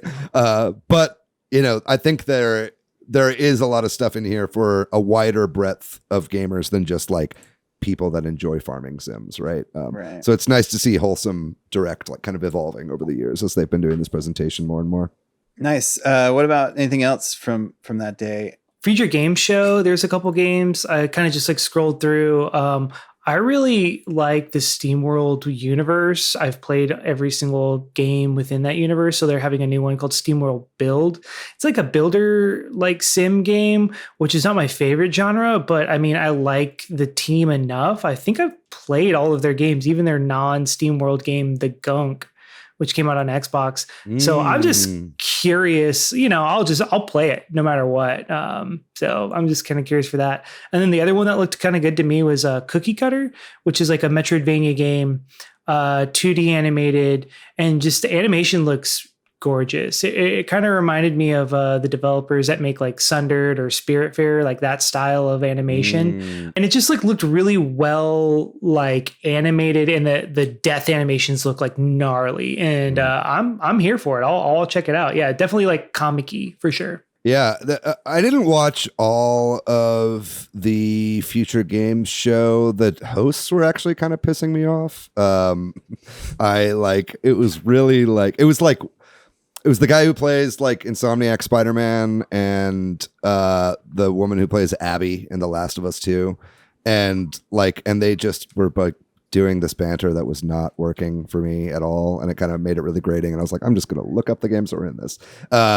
But which was something that Day of the Devs did not have. That's something I appreciate about Day of the Devs is that they were like doing bits and all the bits were like funny and effortless. And then this you go and this is like, this feels like 2007 E3, like them trying to like, God. hello fellow kids. You know what I mean? It just was not working for me. When you have people that don't know the scene, right? Yeah. But I mean, there were some good looking games in this for sure. Resistor looks so cool. It's like I think it's open world, but if it's not, that's fine.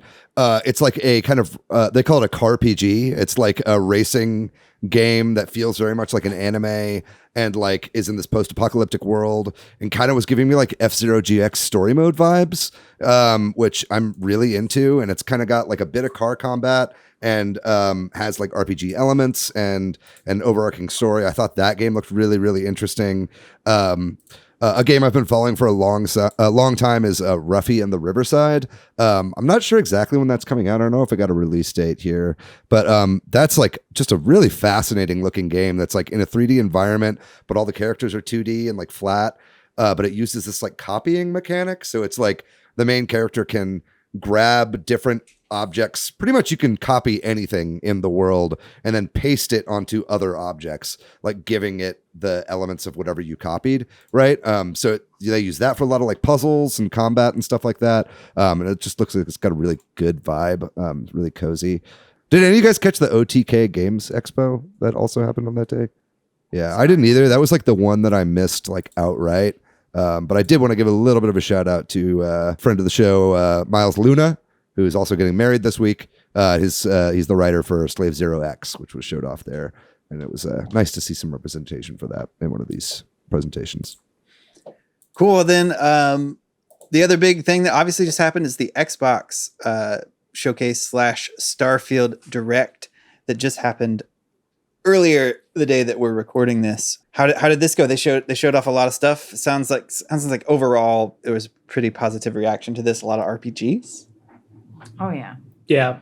This was a solid showing of games in a time where Microsoft needs to show some solid games coming to their system. So they needed this to be good, and I think it delivered. Yeah, I think so as well. Yeah.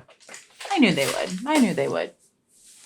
I guess we should mention one sort of fun thing that made this feel like E3 too is Atlas kind of made a mistake, right? Like they posted up some information they've in made advance that of mistake. this. They've made some more mistakes. They've made several mistakes. But well, dude, they're clearly fucking cooking, dude. Like there was like 4 different Atlas projects like in this Xbox showcase, right? Like I know. Yeah, there was like so much Atlas in this. So I mean, if they let some stuff slip through the cracks, I'm sure they've got release schedules for like 5 different games right now. No, so. and the timing of it makes me think that they thought it was going to be during the initial Summer Game Fest, and it wasn't. Right. And like, so something got mixed up internally, which like is also classic Atlas.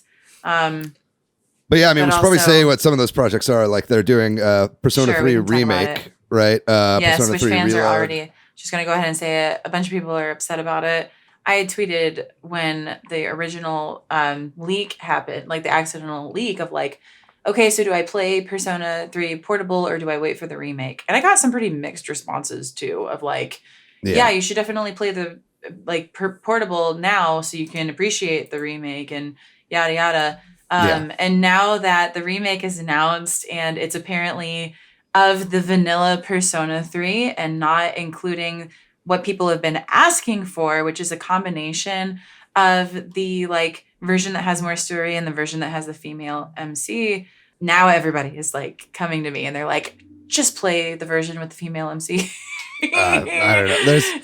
This is like, you know, for a game that's like probably around 100 hours, like I don't need like all the content of all the biggest, you know, like I'll play this because it looks like Persona 5 and is gorgeous and like, I don't know, Persona 3 by way of Persona 5 like seems good to me. I don't know. I mean, I can play their or like Persona 3 Portable like on my phone now thanks to Game Pass. But yeah, exactly. I'm probably more interested now in playing the Metaphor ReFantazio. Like that looks really fucking slick, and I'm always interested in like a new IP that like feels similar enough but is different. What is that game? I don't know. I think it's just like a new IP. Yeah, It just it's by the Persona 5 team, I think is what they said. Oh. yeah. In It yeah. feels to me like we're getting Code Rain soon, which is by the same developers as Danganronpa. Like it feels like the Code Rain to Danganronpa. I feel like that's what Metaphor is to Persona. Is like it's super similar, but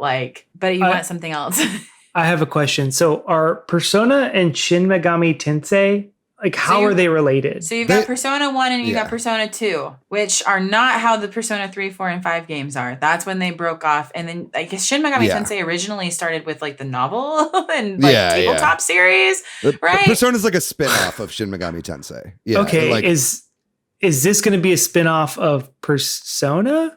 It doesn't seem that way, but I think I am seeing like its own thing. I mean, I am seeing some monsters in here that like look pretty similar to some of the Shin Megami Tensei monsters, which also Persona games use those same monsters as well. Yeah. So I don't know. It's kind of hard to say at this point. I think this is the first anybody's heard about it, right? So there's more to find out there, but either way, to me, what it looks like a Shin Megami Tensei game with like the visual flair of Persona, you know, which I think is like that's, I think, probably how they should sell this, right? It's like, it's got the style of Persona while being a little bit more like, right. you know, grounded in the fantasy than I like don't need the social links if I have the jazz. Right? Yeah, exactly. Right. Like, so I think it looks amazing. I mean, obviously, while we're talking about Atlas, we also have Persona 5 Tactics. The Tactics. They have a Tactics game coming out with Persona 5 characters. We got our Fire Emblem Persona game, and now we're getting our Persona Fire Emblem game. It's coming full circle. Hey, Here we go. Yeah. This is not even talking about Sharp FE Encore, but yeah, I thought that stuff looked really great. We finally got to see something of Fable. Unfortunately, no gameplay.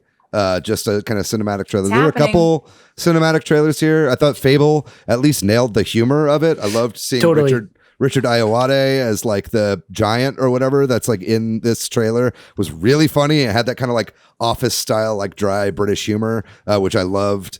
I thought that looked cool. I'm dying to see what this game's going to look like in motion.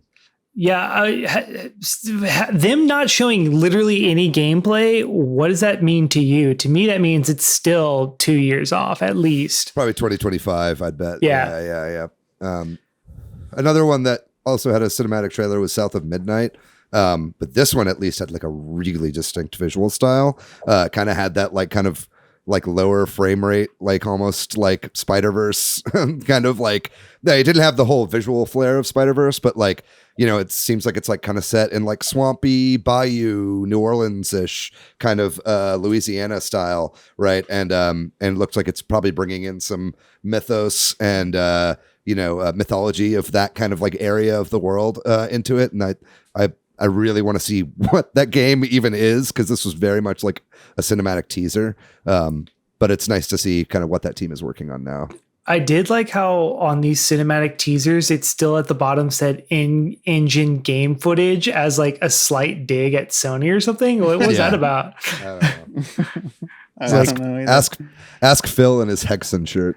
Oh, dude, the Hexen shirt, I lost it. I was like, why is he wearing a Hex? Is that Hexen coming back confirmed? It also looks like it was like ironed on too. It was like the cheapest looking shirt I'd ever seen. It looked like a bootleg Hexen shirt. It's like, y'all own it. You can't go into the archives or the warehouse and find a Hexen shirt from 1996. Like, what are you doing, man? I mean, there were other things too, right? Like we finally saw some of like what Avowed is. I think it's a little more like jokey than a lot of people were wanting. Hellblade 2 looks amazing. I loved Hellblade 1. So I'm excited to play that.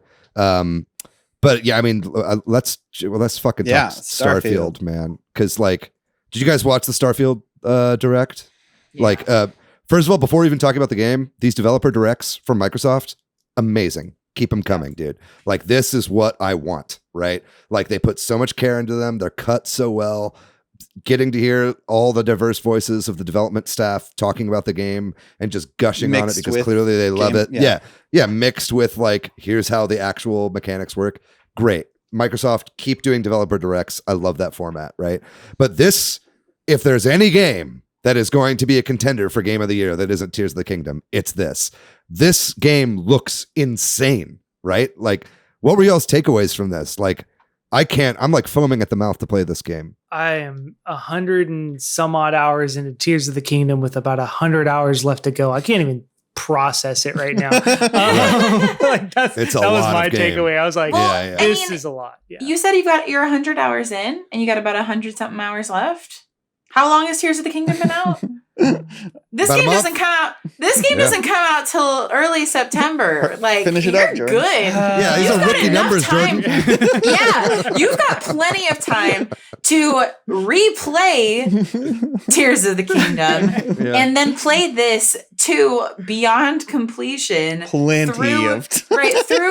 Through November to be able to develop an educated opinion. I think enablers. This is a gaming podcast. Yes. Yeah. I mean, it just looks incredible. Like, it's this is another game like Tears of the Kingdom where you're like, what? How do you even QA a game like this? It looks to be so huge. Like, all these different worlds you can go to. Getting heavy Daggerfall vibes from this, which is Elder Scrolls 3, I believe. Right? No, Elder Scrolls 2. Because that used a lot of procedural generation to fill out towns. And then like Daggerfall is like the biggest open world, I think, still in any game, and this looks like it might beat it. And they use procedural generation at first and then fill out like everything else within it for like polish. Something that struck me about this is that it was like a 45-minute presentation. They didn't start talking about combat until 38 minutes in. Like that's how much of this game is the focus of the game is on exploration, talking to people, factions, like learning things about the environments, like the Bethesda-ness of it all, right? It really seems like they nailed it.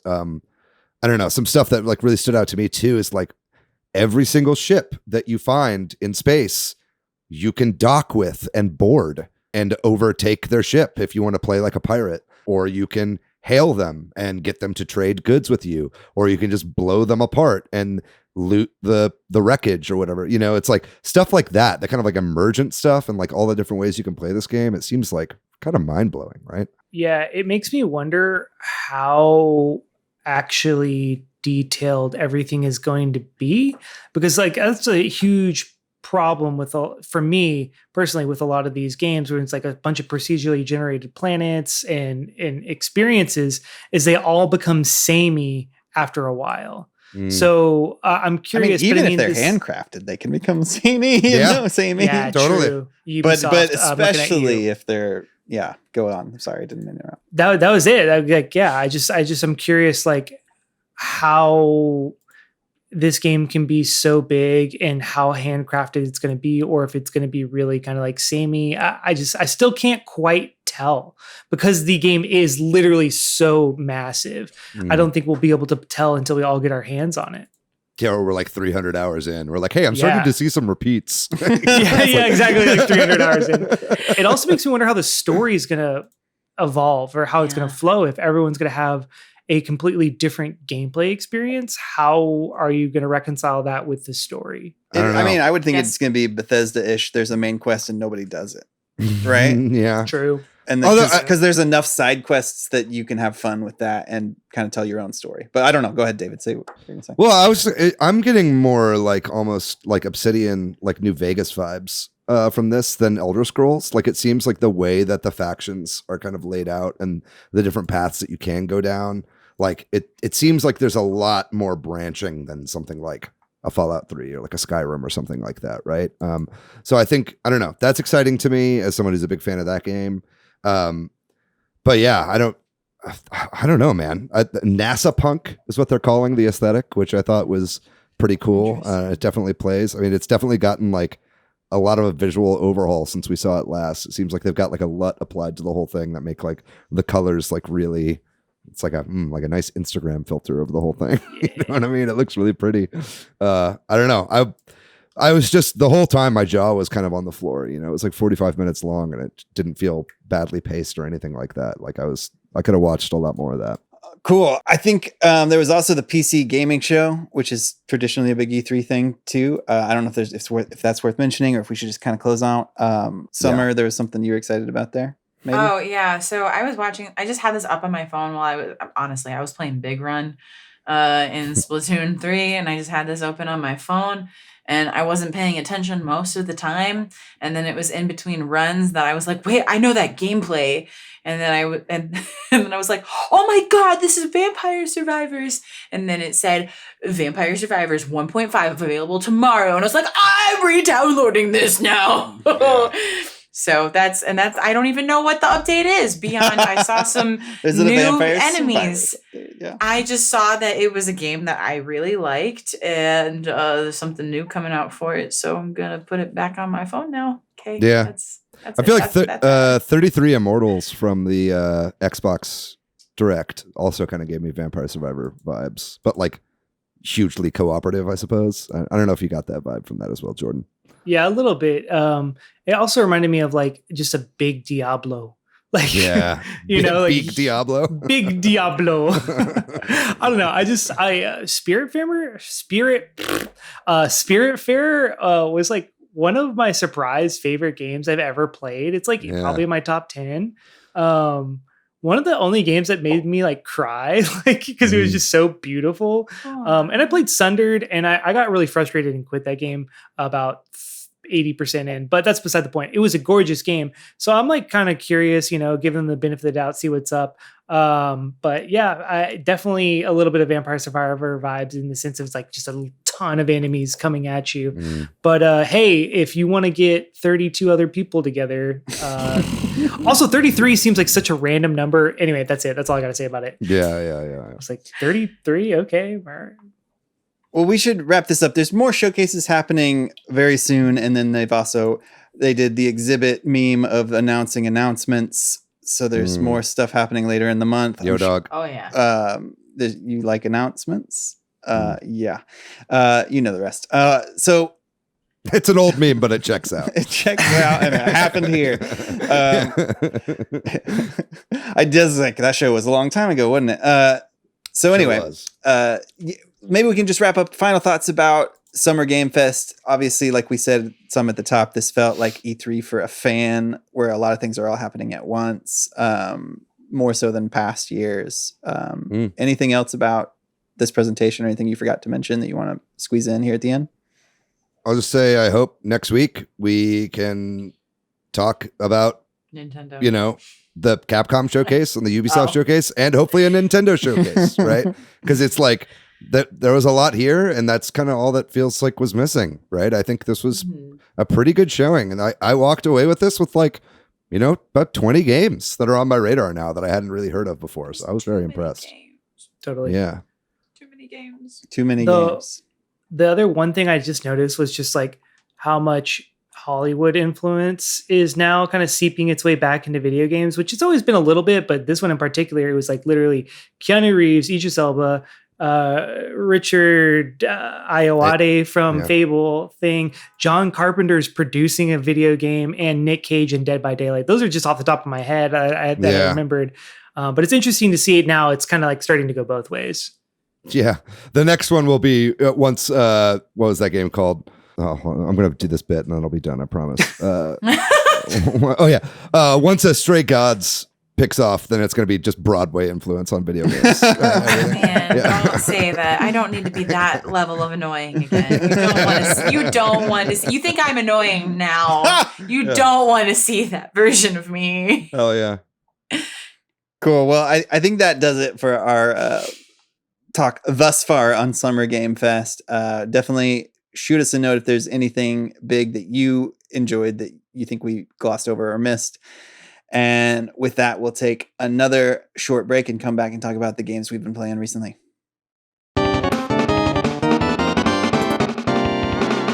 Obviously, the big one that we're probably all still playing to some extent is Tears of the Kingdom. I don't think I have anything special to report other than what I can't remember if we talked about it on the show or not, but David and I kind of played some to like I came over to his place and I watched him play and we kind of traded the controller back and forth. It's just a fun game to do that with. That's like something that I don't know that we've talked about on the show. Like I'm having fun playing with my son, though we get into arguments sometimes. Just let me do it. Happens a lot of because there is different ways to play the game, and that's what's fun about watching other. We people fought and fought last night. We were just punching. Let me kicking, shoot the biting. Yes. Yeah. No, but I don't. It just continues to be a fun game. I'm sure we'll talk about it more. And then the other thing I've been playing is Big Run. The Splatoon 3 Big Run event just happened. I'm not sure this is my favorite Big Run, but I think it is. It's hard. Big Run is hard. Oh my God. This one, though, I like the map on this one. I feel like at least sometimes on the other Big Runs, it took me several matches to feel good about it. But this one I got. Maybe that's just doing more Big Runs. Maybe it's because of Undertow Spillway clicking for me quickly. Okay, yeah.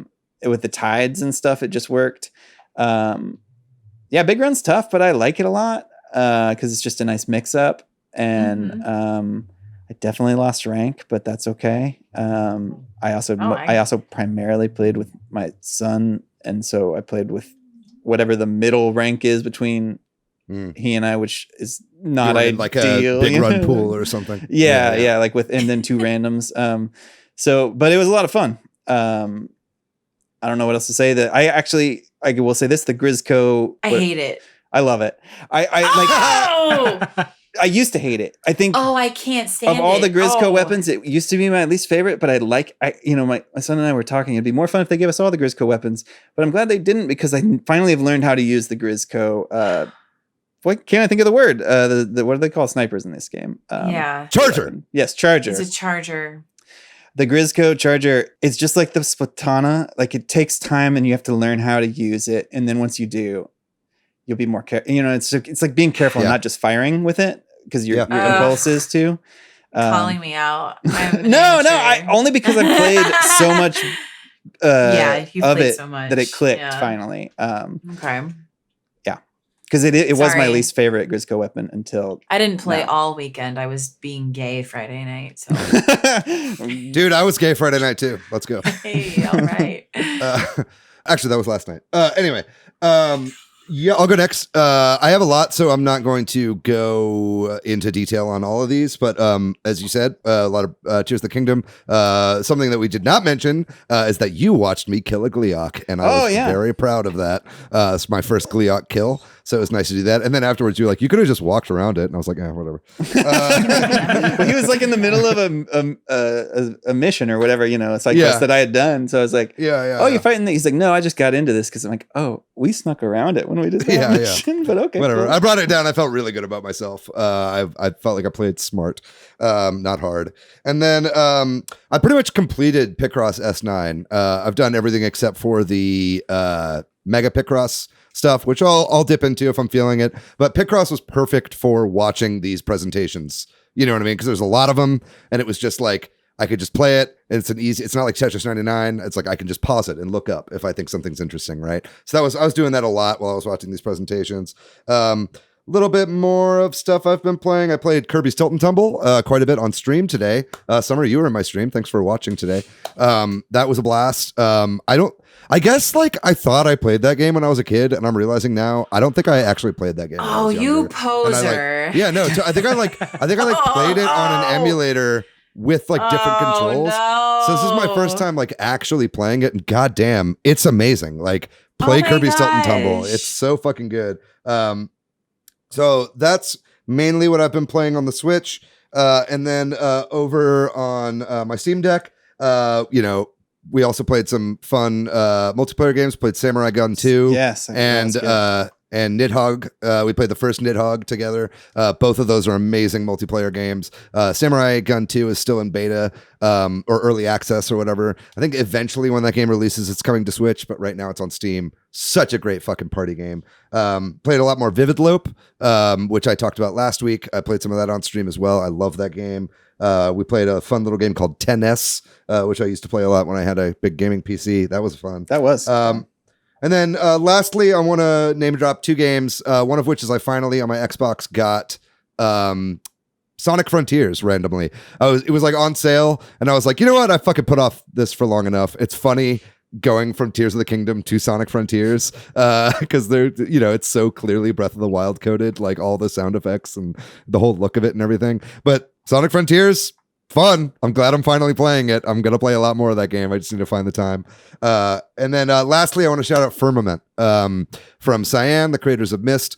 Finally got around to playing Firmament. I'm sure we'll talk more about this game coming up soon in the future. But man, this game is not going to be for everybody. I know a lot of people don't like this game. It hasn't been reviewing particularly well. I think like about half the people like it, and half the people are like, this kind of feels like whatever. But I'm loving it, dude. It's like hitting that part of my brain where it's like you really have to really think visually about what the puzzles are and like really have a good mental image of what you're doing as you're doing it. And it's also a really fun game to stream because like talking yourself through it like out loud it, like helps you kind of like figure out the puzzles and kind of like working with chat and stuff like that.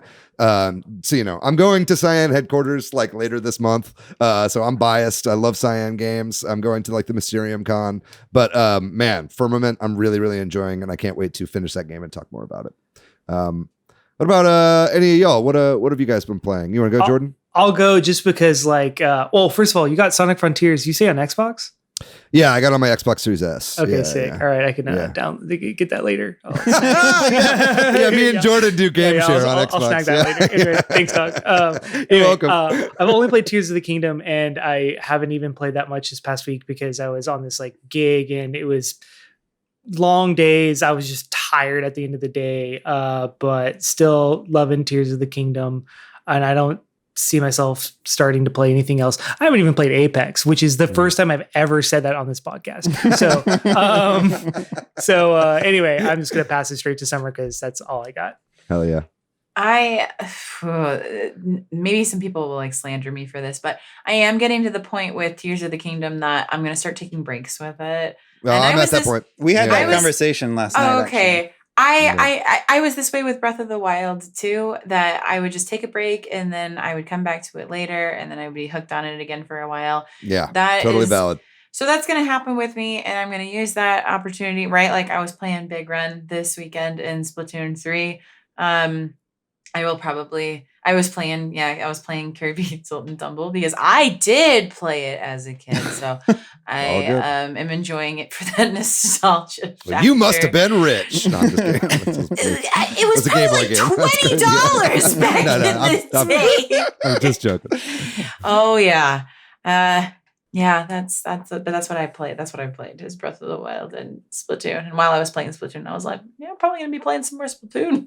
Yeah, I know. Yeah, I've been playing more ranked. In addition, before Big Run this weekend, right? I was playing more ranked, trying to get my rank up. I'm currently A. I just got out of A-, so we'll see. I'm having some like abandonment issues with Splatoon right now. I'm feeling like guilty for not playing Splatoon because like the Big Run just happened and it looks like it was so fun and I like haven't even touched it since the new update came out and it's like I really want to get back into Splatoon but goddamn it's just like but you got the buying games. Yeah. Too many games. Yeah, too many games, man. No, I understand because like that's me with I want to start playing Yakuza, right? With the new ones coming out. I'm like, oh, they're all sitting on my Xbox. I just need to play them. the Puzzlers Pack DLC for like Pocket Knight Shovel Dungeon, or Shovel Knight Pocket Dungeon. Still haven't played that yet, but it looks great. So yeah, there's a lot to play. Too much, and we're gonna find out more tomorrow. Yep. Avatar game hype. Awesome. Well, that's it for this episode then. Thanks, Summer and Jordan, for coming on again. We'll see more of both of you soon, hopefully. Wink, wink, nudge. Know what I mean? Sure. Yeah, totally. Yep. And thanks to milkyway.co for doing our website. Thanks to Corduroy for doing our music. If you're looking for me, Patrick online, I am PDYX. I'm pretty much ever on the internet at Monolith Fiji. And what about you, Summer and Jordan? Where can people find you online? You can find me most anywhere at Weebwitched. Oh, that's me. You can find me as Bordan in the Discord or on Instagram where I post wildflower photos in my story. Look at that. We love flowers. We love nature. We're not just pixels here on Switch Headz. We love all sorts of things in God's green earth. If you'd like to find our show on social media, we are at Switch Headz on Twitter, at Super Switch Headz on Instagram and Facebook. We have a website, switchheadz.com, and we've got a Discord and a Facebook group. Links to both of those will be in the description of this episode. Please join our Discord. We have a great time in there. We've been doing kind of like live tweets of like pretty much all of these presentations. It's been really fun talking through stuff live with people in the particular channels for these. So join us in there if you're looking to have some more fun over the rest of the Summer Games Fest fast approaching. But that's going to do it for our episode, everybody. What a great time. I'm sure we'll be talking next week. We were like, hey, maybe tomorrow we'll like record some more stuff about the Capcom showcase. I think this episode's way too long. We'll probably just rope that into next week. So don't worry about that. But so tune in for that next week. We're going to be talking all sorts of different kinds of stuff in the gaming world, and hopefully some news about a Nintendo Direct. But in the meantime, you guys know the drill. Stay safe out there. Be kind to yourself. Be kind to one another. We love you very much. We'll see you next week. Get used to seeing these people. Bye-bye.